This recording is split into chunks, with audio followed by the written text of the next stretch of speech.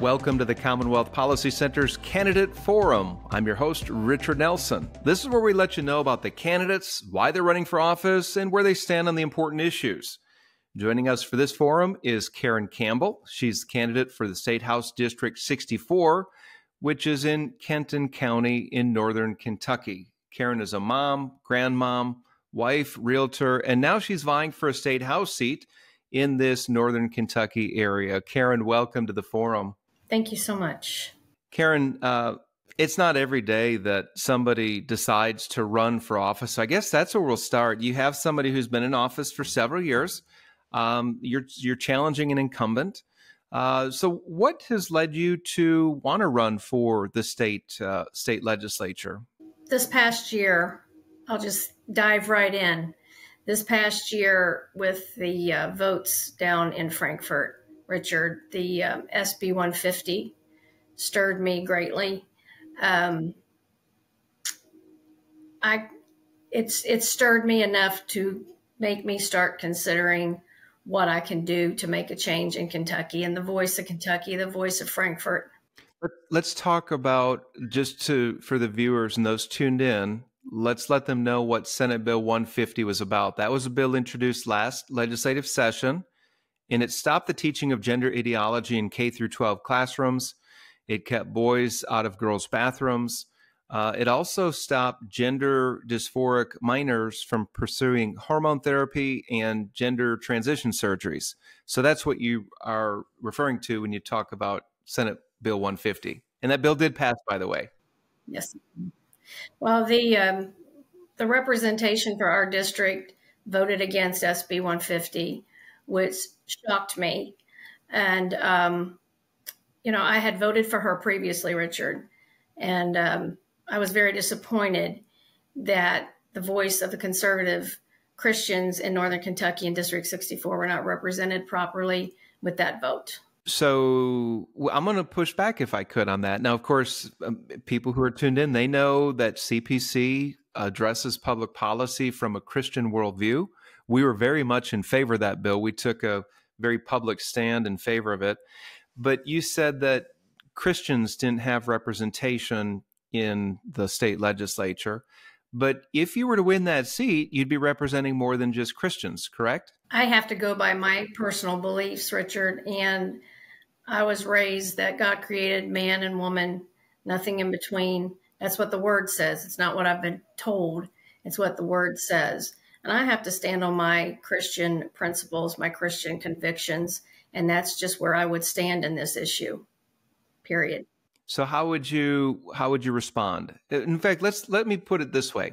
So here you have a very important issue, Senate Bill 150, and it dealt with a lot of issues that we wouldn't have had to deal with just a few years ago. Boys going into the girls' bathrooms, minors that were pursuing changing their outward appearance to look like the opposite biological sex. We didn't have to face those issues, but there are people in your district who say, well, Karen, I think that parents should decide this issue, or that might be okay. That might be your moral perspective that this is not good, but what my moral perspective tells me something differently. How do you respond to that? Let me add, and not be critical of the other side. There's no reason to be critical. We don't have to show a hate for the other side at all, and I do not. We should love everybody. But as far as those issues, I have to stand on biblical principles. Sure. Now, of course, Karen, you served as a pastor and a ministry leader at your church. How has this prepared you to serve the people in your district if you are elected? I've learned to listen better. I've listened to have more compassion on people. Not everybody's going to have the same viewpoint that I have, and not everybody's going to believe what I believe. But I believe if you stand firm in your belief with a compassion for people and show your love and compassion for others, I believe we can really build some bridges and do something great in Northern Kentucky and in the Commonwealth of Kentucky itself for the betterment of our state. Very good. I had a chance to take a look at your website, and I found a few interesting statements there. one of them said that you believe that the people of Kenton County and the state of Kentucky are resilient and are rising above the adversities of the COVID shutdown, and voices that would try to push back at our conservative constitutional liberties. Of course, not just Kentucky, but the entire country was in upheaval after the COVID pandemic and during the COVID pandemic. But in particular, what conservative constitutional liberties do you see that were jeopardized during the COVID shutdown? The closure of churches, the shutdown of our religious constitutional right to gather and to have church together, to fellowship with other Christians, that was taken from us. And it damaged a lot of people. It hurt a lot of people. To have police go and take license plates down because you went to church, that's not the America we grew up in, and that's not the America we have and deserve. According to our Constitution, we have a right to worship. We have a right to assemble. And we have a right to go to church if we want to. And the government, according to the Constitution, is not authorized to take that away. And that's the main thing right there. Yeah, very good. Karen, you also say on your website that your faith is strong and that you will defend the religious liberties as defined in the Constitution, as you were just articulating there. How does your faith shape your policy positions? And I think you alluded to this just a few minutes ago, but how has your faith shaped how you think about the issues, how you think about debating these issues and approaching them as well? I think that the word is the foundation for any decision I would make. Does it violate the scriptures? Does it stand for the scriptures? Does it promote a person's right to worship? Does it promote someone's right to believe in the word and not be ashamed? You know, we're in this, and we grew up in this, Richard, where we couldn't take our Bibles to school anymore. We couldn't pray in school anymore. And I believe we have just been pushed back, and that it's time for the church to rise up. And we do not have to be hateful. We do not have to be mean, but we can stand up for our Christian values. And I believe this is the time to do it. And I'm willing to do it. Okay. You identify as pro-life, and you say that the unborn are valuable and deserve the dignity of a life well lived. Now, Kentucky is perhaps one of the strongest pro-life states in the nation. It's one of, I believe it's 14 states that do not have abortion facilities that are operating. But what more can be done, if anything, to elevate the sanctity of life ethic in Kentucky? Do you see anything out there else that can be done? I believe we can, and the churches can do this, and a lot of churches do this. We can provide resources for the families, for the mothers. And I hear a lot of talk about the mothers, but this is more than mothers. There's fathers involved. There's children involved. There's brothers and sisters involved. I believe we can offer services to them, and they can be faith-based. They don't have to be government-based. And I know we do have government-based services, but I believe the churches can step forward. Organizations can step forward, provide the needs. I know people that provide cribs. I know people that can provide diapers, whatever a new family needs, because it is so costly, especially today since COVID. The price of diapers, I mean, it's just gone through to the roof. But I believe if the community pulls together and we all help one another, I believe we can help give the choice of life to people who otherwise would maybe just say, I can't do this, and go the opposite direction towards abortion. And I think it's our calling to go forth and to provide a lifeline to people in these needs. Very good. And Northern Kentucky has a number of pro-life pregnancy care centers. I'm not sure if you're involved with, I think there's 3 of them, I want to say, that I'm aware of. And these are ministries that help women who don't have a husband or maybe a supportive family. And these pro-life centers walk alongside the women who are in need. And as you mentioned, they provide diapers or formula or sometimes counseling, other forms of encouragement. But that's a great ministry and a great way to help create the sanctity of life ethic in the Commonwealth, when it's not just through legislation, which is important. We need good pro-life laws, but we also need people on the ground, volunteers in ministries who will come alongside women to help them when they don't have other supports in their life. Is that something, are you aware of those pregnancy care centers in Northern Kentucky? Yes, there was one opened in Covington not too long ago, and I went to their open house. It was wonderful. They had, I mean, a top-notch, first-class facility. They had the sonogram room where young mother could actually see the life inside of her. They had a room with clothing for babies and whatever the family needed. There was a counseling room. They had a father's room. They had a mother's room. And it was just so warming to my heart to see that this really is happening. And I just wish more people knew about services like this in Northern Kentucky, because they are out there for people. Yeah, that's good. And that's encouraging. I believe Kentucky it's over 50 pregnancy care centers all across the state. Let's move over to education issues. DEI was a topic in our state legislature this last session. There was a bill in the state house sponsored by Jennifer Decker. There was another bill in the state Senate sponsored by Senator Mike Wilson. And they pushed back against DEI policies and programs in Kentucky colleges and universities. Either of those bills didn't make it. Where do you stand on DEI, by the way? That stands for diversity, equity, and inclusion. Have you given much thought to DEI policy? I think DEI is a total opposite to where we have fought through the years for equality among people.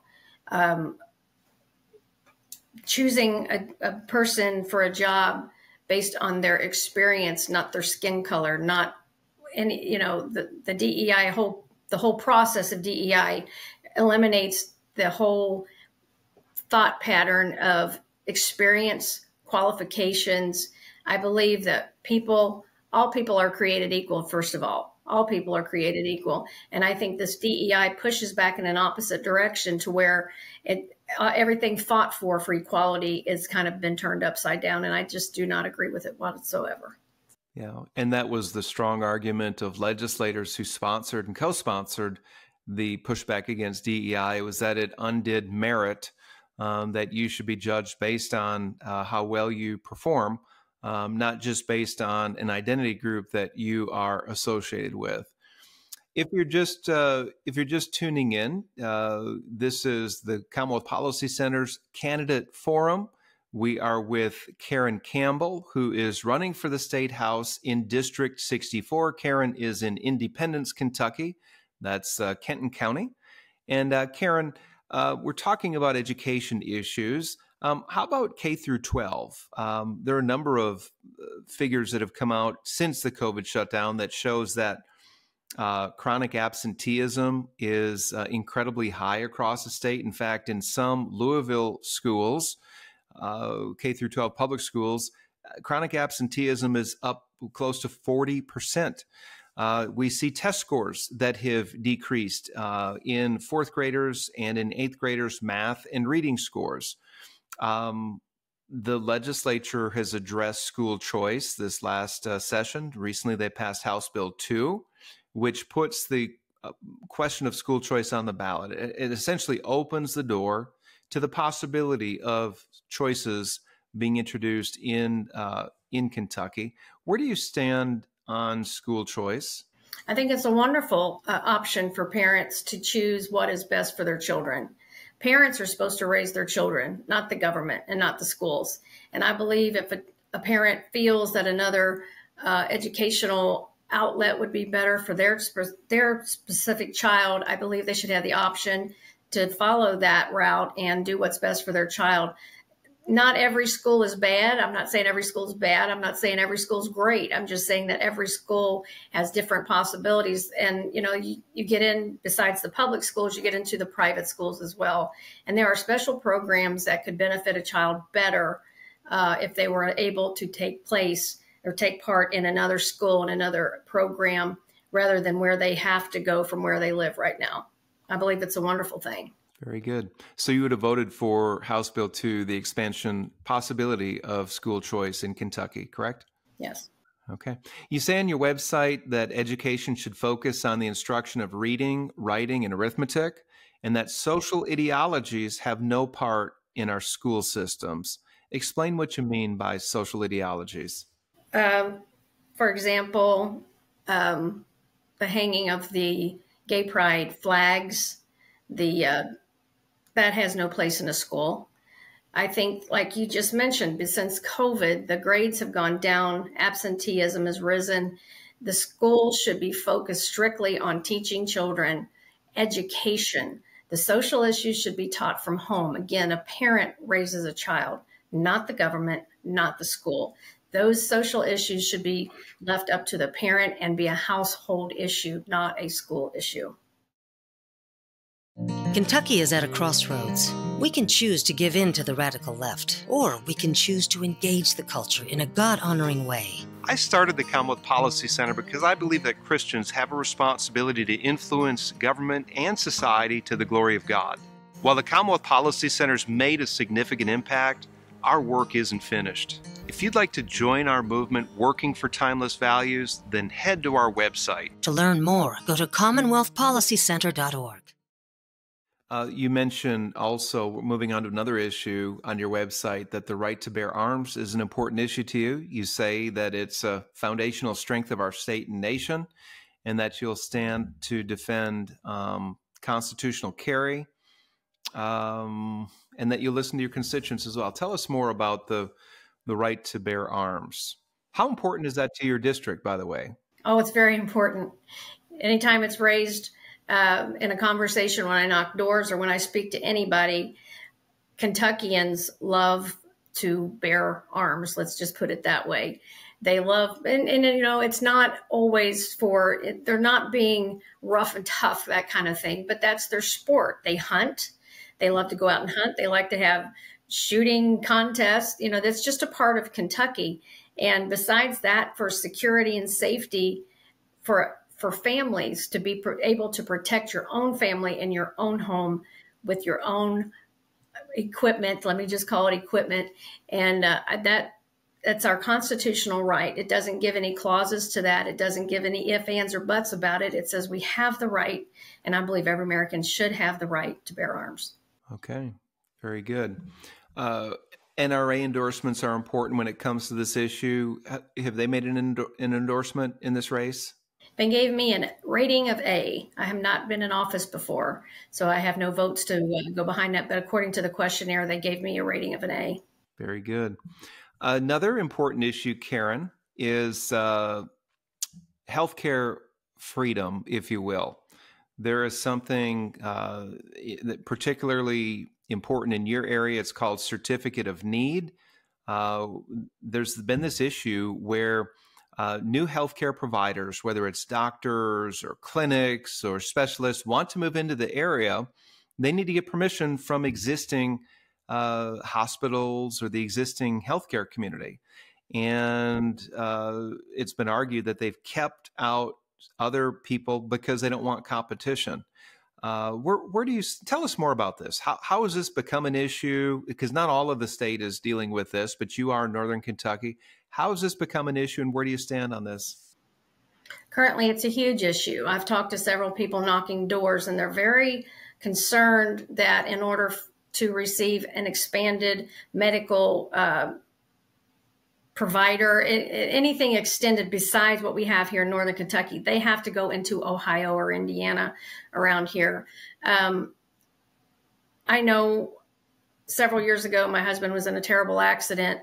And even though the accident was in Northern Kentucky, he had to be taken to University Hospital over in Cincinnati because they were not equipped here in Kentucky for that. I've recently spoken to several people who have been taken to the emergency room. One lady was in the emergency room over 24 hours. There was nowhere to place her in the hospital. And she told me a doctor was actually in the hallway putting stitches on an car accident victim in the hallway because there was nowhere for anyone to go. And then this week I found out about another gentleman, an elderly gentleman had fallen, and they had nowhere to put him, and he was in a wheelchair. There was nowhere to take him.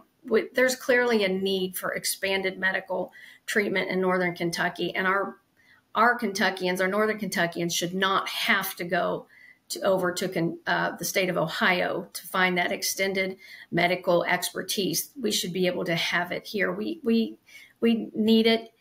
People want it, and I don't see any reason why it is being stopped here.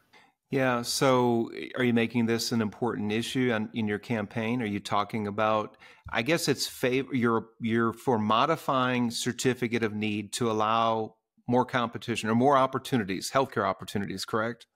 Correct. And competition's good in any field, and I believe that would place a good situation for competition, and that would increase the quality of the care that we get. I'm not complaining about the quality. I do know that there is no pediatric department here at the St. Elizabeth Hospital in Northern Kentucky. They don't have a pediatric department, and there's another department or two that they're lacking. So we have the population to utilize extended medical care in Northern Kentucky without a doubt. Karen, I'm curious, you've been knocking on doors. You mentioned that to me before we started the program. What other issues are you hearing from as you knock on doors and talk to the voters in your district? What top issues of concern do they have? The top issues have been the certificate of need. Top issues have been, quite frankly, what I've been told several times is they don't feel like they're being heard. They don't feel like they have a connection in Frankfort. And I've been hearing that they want someone that hears what they have to say and that can sit down and talk to them. And, that's important when you have a representative or any other type of legislator down at a capital, whether it's Kentucky or another state, you feel like that's your go-to person. And I know that it's impossible to keep up with 45,000 people. I understand that. But that is what I have heard. They just feel like they're not being heard in Frankfort. And they just, and it may not even be an important issue, but they just want someone to represent them, and they want someone to listen to them. And that's exactly what I'm looking for. I want to have all the ears I can for all the people that have anything to say. So Karen, if you do win this primary, which by the way, it's coming up May the 21st, if you do win, what specifically would you do to listen better to the constituents in House District 64? Are you talking regular town meetings, or you'd welcome to your office in Frankfort? What specifically would you do to be a better listener? I think both would be a great option. My main issue is, what I said, hearing the people, and I would love to be able to sit down and talk to people, like you said, the town hall meetings, be where they are. I don't expect them to come to me, and I know they take field trips or whatnot down to Frankfort and people visit, and that would be great, but I want to be here, boots on the ground for the Northern Kentucky, Kenton County District 64 people. I want them to know who I am, and I want them to know that I'm here for them no matter what. So, Karen, you're challenging a well-funded incumbent, Kim Moser, and she's also the chair of the House Health Committee, very powerful and important committee. So health issues, you mentioned that you're for certificate of need. She's in a place that actually hears this legislation. How do you differ from her on that issue? I don't know exactly, and I would not want to speak for her how she stands on the issue, Richard, but I know that the bill was written and submitted in January, and it was not brought before committee until March, right before the session was over. I did listen in on the committee meeting, and it seemed to me like the voices for repealing the certificate of need were not given as much time and consideration and taken as seriously as the other side that were saying we need to keep the certificate of need. I just didn't feel like it was a fair hearing. And of course, when you don't have a fair hearing, then people do not vote on the positive of repealing the certificate of need. They voted against it. And I just don't feel like it was presented properly and given enough time and space and effort to express exactly why we need the repeal certificate of need. Karen, if you prevail in the May 21st primary, what would be some of your top issues that you would tackle if you're elected? Well, I think we've discussed most of them right now. And of course, we don't know what the future holds, but the issues we discussed today would be very important. I think we need to continue the discussion on the certificate of need, on the school choice, although it's going to be on the ballot in November. whatever decision the people make on that, we can maybe carry it to a different level. I'm not going to back down on the abortion issue. I know a lot of people say that we're losing votes, but, I'd rather lose a vote than lose a baby. And the babies are worth fighting for. They don't have a voice. So I'm not going to back down on the abortion issue. I think it's very important. That's our future. It's a God-given gift of life. So let's talk about that for a little bit. I didn't press into that earlier, even though you identify as pro-life. There are a number of Republicans, not just in Kentucky, but across the country, saying that we are losing elections because there are no exceptions in the states that have banned abortion, exceptions for rape or incest. Kentucky has one exception, and that is to save the life of the mother. So where do you stand on the horrible circumstances of rape or incest? Do you think that there should be exceptions to Kentucky's abortion restrictions? I have spoken to two people, and one was actually today knocking doors. Another is a friend of mine that experienced this terrible rape. I can imagine. And the one that had extensive abuse told me herself, being a Christian, she said, I don't think I could carry a baby from being raped. It's difficult. But I think if we change our viewpoint, this is hard, Richard. There's the life of the mother, the age of the mother. It's very difficult, but my focus has to remain on the fact that we're talking about a helpless baby that has no choice. Two wrongs do not make a right. I believe it's our duty to protect the helpless. And I have to weigh in on the baby's side. I would hate to ever have to be in a situation as that. And I know it's a very, very small amount, but every person in that situation does matter. And my heart goes out to them. And, I just cannot give a judgment on behalf of a child being raped and conceiving a baby. I can't. It's not my judgment. But I will say my focus remains on the child. That's what my conversation was today. Very, very sweet lady I spoke to today. And she was on the side, what you're saying, the exceptions or whatnot. And she was expressing her thought patterns. It was a great conversation. There was no animosity between me or her at all. We both had a great conversation. And when it was all over, when she gave every reason why the abortion would be the right thing to do, I said, but God gives life. It's a gift. And I said, who's looking at the baby's viewpoint? And I think we have got to protect our children, our unborn children, and everyone deserves a right to live. Everyone, every conceived child has a right to live, if at all possible. Some pregnancies end in a miscarriage. I had a miscarriage, Richard, at 8 weeks, and I held that fetus in my hands. That little baby had little arms, had little legs, and I named it. I don't know if it was a girl or a boy, but I named it just to name it for some resolution to myself. But I saw it and I held it in my hand, had little eyes, little fingers, little toes.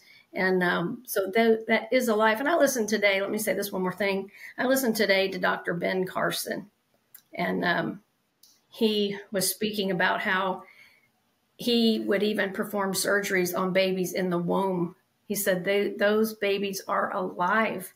He said, I've performed surgeries on babies in the womb. And I just think if people would actually realize that these are living human beings and they deserve a life to live, and nobody has the right to remove that from them. I wouldn't want anybody to take my life from me because they didn't think I was worth living. And I know nobody would. So I just think we need to focus on the baby, on the helpless baby, and let's give that baby life. If you cannot raise the child, we have options. There's plenty of families that would take this child in and raise it properly and with lots of love.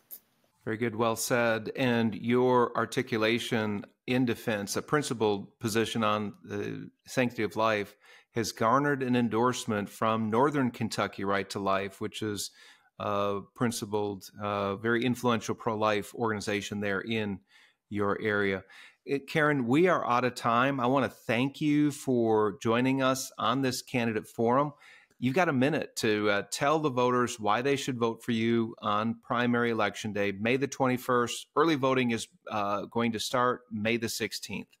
Well, again, my name's Karen Campbell. I'm running for State Representative District 64 in the state of Kentucky. And I would appreciate your consideration of a vote on May 21st or before with early voting or mail-in voting.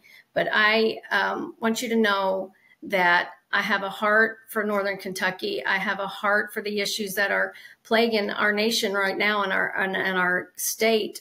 And I promise that I will listen to you and I will be there for you. And that's my main goal. I want to be your voice in Frankfort, and I want to carry your burdens and your cares to Frankfort and do the best I can to represent you well, but I will represent my religious freedoms as well. Very good. And Karen, how can people who are interested in learning more about you or your campaign, how can they learn more? Do you have a website, Facebook page? It's Campbell4ky.com. Campbell, the number 4ky.com. All right. Very good. Karen Campbell, thank you so much for joining us on this candidate forum, and best wishes to you on the campaign trail. And don't forget to vote May the 21st. That's a Tuesday. That's Election Day. Early voting begins across the Commonwealth on May the 16th. And if you're not yet registered to vote, there's still time to do so. You can go to the Secretary of State's website and register online. Thank you once again for joining us, and may God bless you. Thank you, Richard.